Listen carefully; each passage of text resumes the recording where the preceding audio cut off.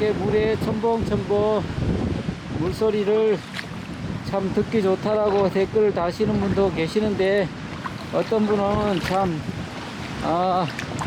본인하고 아무 관계도 없는데 욕하는 사람도 있습니다. 예, 뭐 욕하고 안 하고는 자유죠. 하지만은 뭐 그렇게 욕한다고 뭐 뭔 이득이 있겠습니까? 왼발 걷기를 신뢰하지 못하고 믿지 못하고 그렇게 한 거겠죠. 왼발 걷기를 믿고 신뢰하면 세상이 그렇게 나쁘게 보이지 않습니다.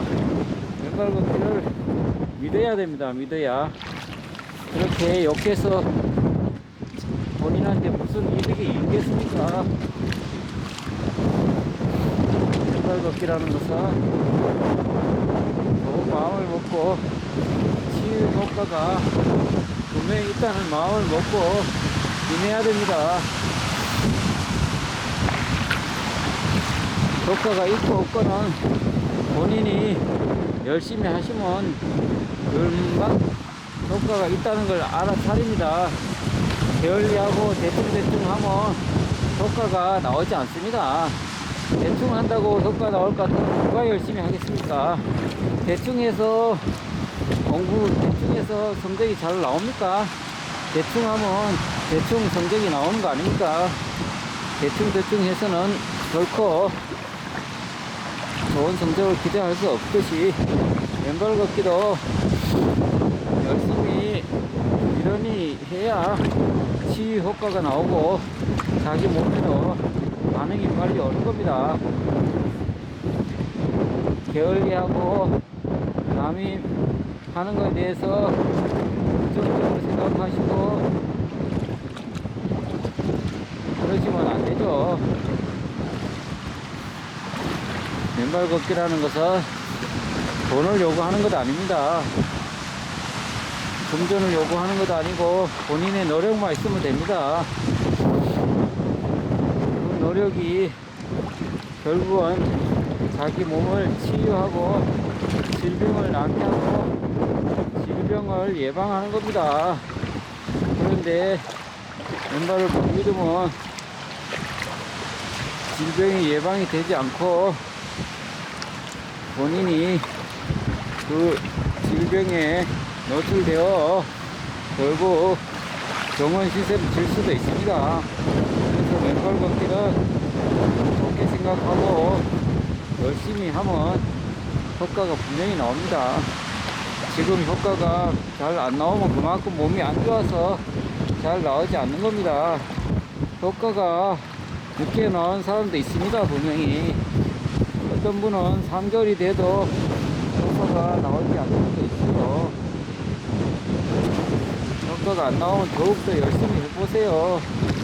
어떤 분이 6개월간 맨발 걷기를 하셨는데 3개월 동안은 잠을 잘 잤는데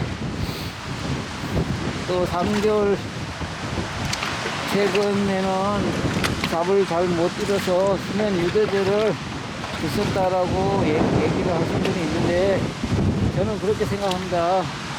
수면 유도제라는 것은 약간의 효과는 있겠죠. 하지만은 근본적으로 약에 의지할 것이 아니라 이 맨발 걷기를 열심히 하면 잠이 안 올 수가 없습니다. 맨발 걷기 저는 첫날 하고 그 다음에 효과를 봤습니다.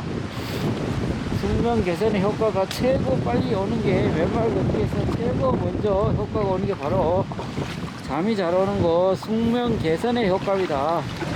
그래서 저는 그렇게 생각합니다. 맨발 걷기를 어느 정도 해도 잠이 잘 오지 않는다 그러면 정말 몸이 정말 안 좋은 거거든요. 잠이 잘 안 오면 분명히 이유가 있습니다.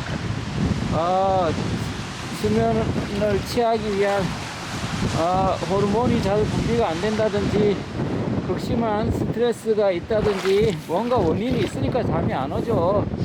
그 잠이 잘 잘 오지 않은 거면 그 몸이 그만큼 좋지 않다는 거거든요.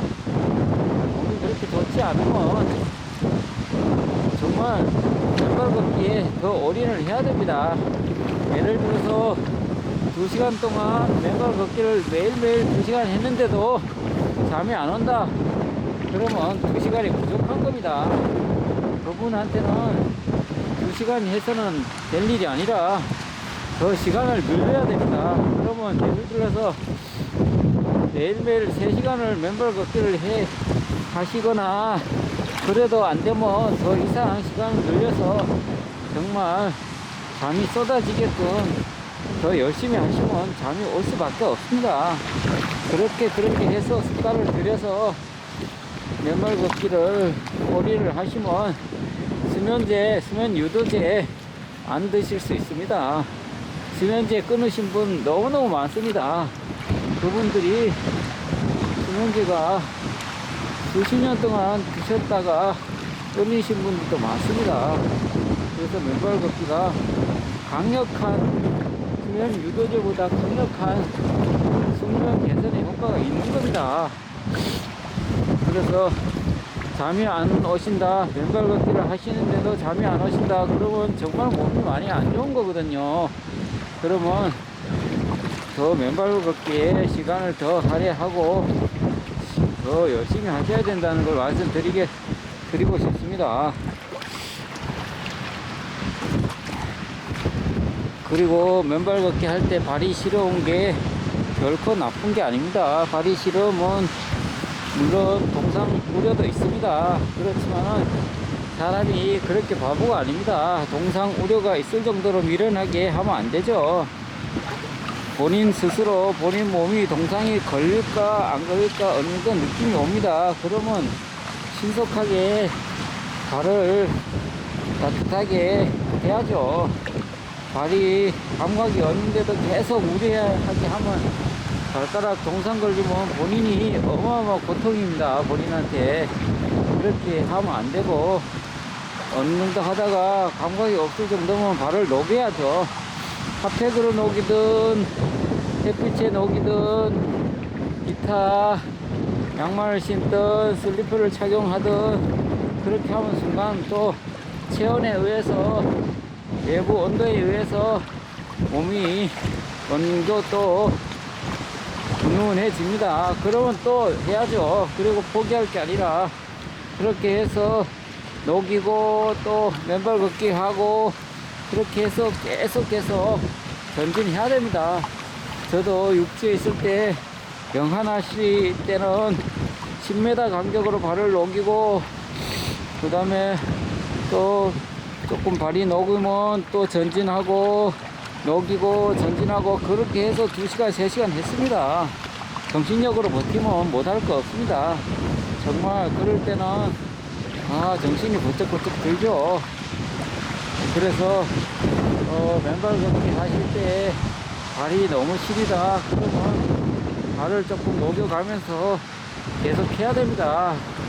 냉기가 몸속으로 들어오면 그만큼 몸에 냉기가 들어올 때는 여러 가지 장기라든지 신경을 많이 자극하고 건드려서 세포가 많이 활성화되고 세포가 원활하게 활동을 합니다.